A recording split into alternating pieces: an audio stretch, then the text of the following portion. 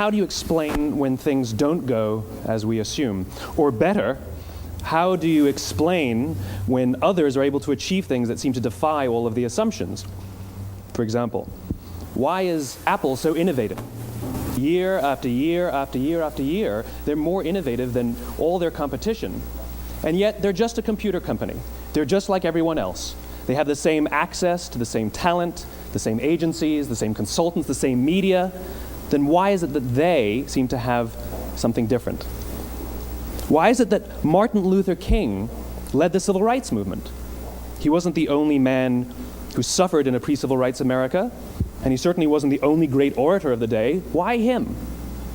And why is it that the Wright brothers were able to figure out controlled powered manned flight when there were certainly other teams who were better qualified, better funded, and they didn't achieve powered manned flight, and the Wright brothers beat them to it? There's something else at play here. About 3.5 years ago, I made a discovery, and this discovery profoundly changed my view on how I thought the world worked, and it even profoundly changed the way in which I operate in it. As it turns out, there's a pattern. As it turns out, all the great and inspiring leaders and organizations in the world, whether it's Apple or Martin Luther King or the Wright brothers, they all think, act, and communicate the exact same way, and it's the complete opposite to everyone else. All I did was codify it.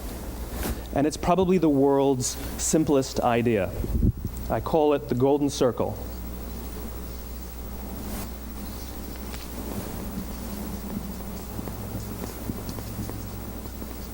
Why, how, what?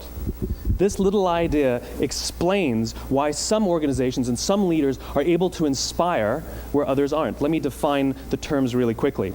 Every single person, every single organization on the planet knows what they do, 100%. Some know how they do it, whether you call it your differentiating value proposition or your proprietary process or your USP. But very, very few people or organizations know why they do what they do.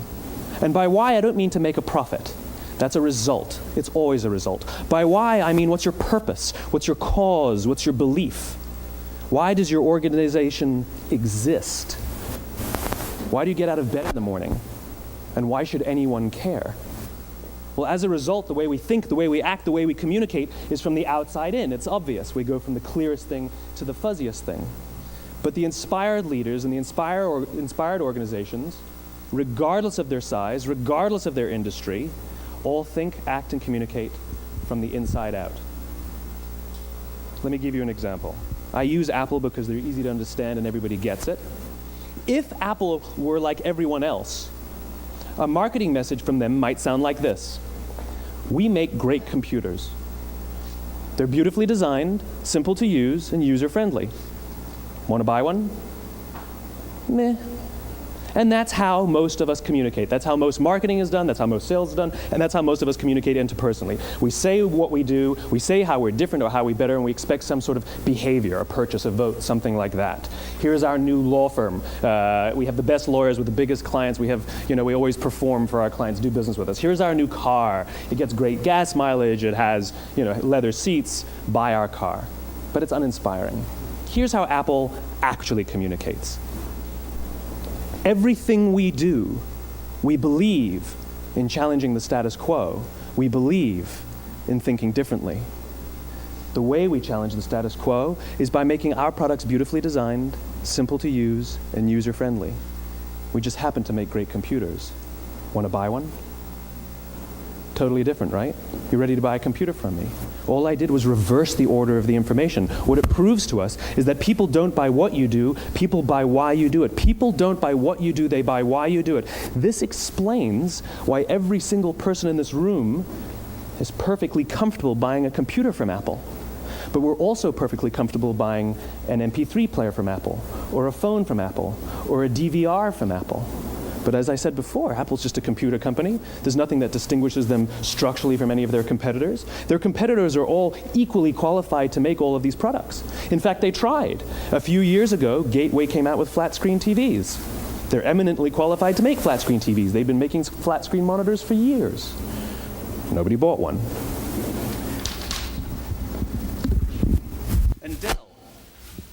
Dell came out with MP3 players and PDAs. And they make great quality products, and they can make perfectly well-designed products, and nobody bought one. In fact, talking about it now, we can't even imagine buying an MP3 player from Dell. Why would you buy an MP3 player from a computer company?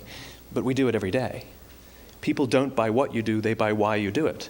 The goal is not to do business with everybody who needs what you have. The goal is to do business with people who believe what you believe. Here's the best part. None of what I'm telling you is my opinion.